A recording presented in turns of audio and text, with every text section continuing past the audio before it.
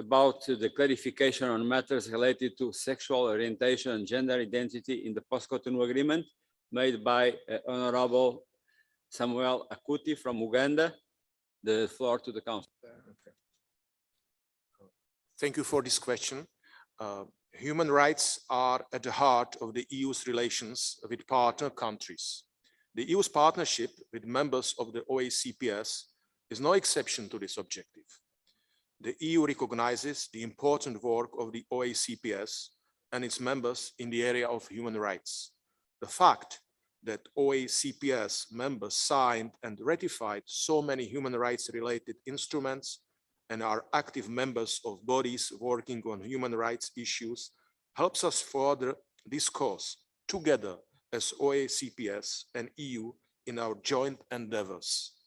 In its article 9 to 11, the post-Cotonou agreement clearly reaffirms the joint determination of the EU and the OACPS to protect, promote, and fulfill human rights, fundamental freedoms, and democratic principles, and to strengthen the rule of law and good governance in compliance with the UN Charter, the Universal Declaration of Human Rights, and international law.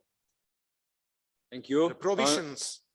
The provisions of the new agreement do not contain explicit provisions specifically related to sexual orientation or gender identity, but a core objective is to prevent and end discriminations based on all grounds.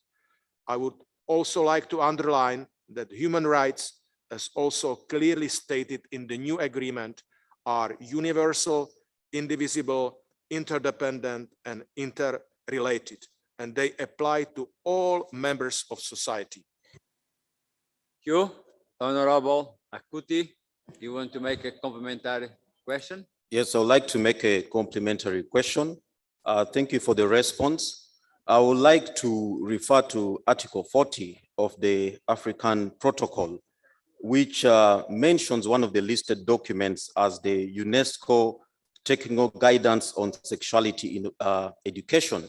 This document has very strong references on sexual orientation and gender identity, and it even has other references to the Montevideo Consensus on Population and Development, which makes strong remarks in regard to states requiring them to amend or repeal their laws where the laws are against abortion and even homosexuality. So I want to get a clear clarification on this UNESCO technical guidance document on sexuality, because it mentions sexual orientation and gender identity in it. And I just want to understand, because the president of the ACP Council stated that we can no longer amend this text, what then happens when a member state has reservations on some of these provisions?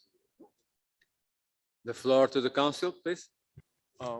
Thank you for this additional question. I think that we need to perceive this related document in the context of all instruments which are, based on the human rights or which have been adopted by the international community, including this honorable countries presented here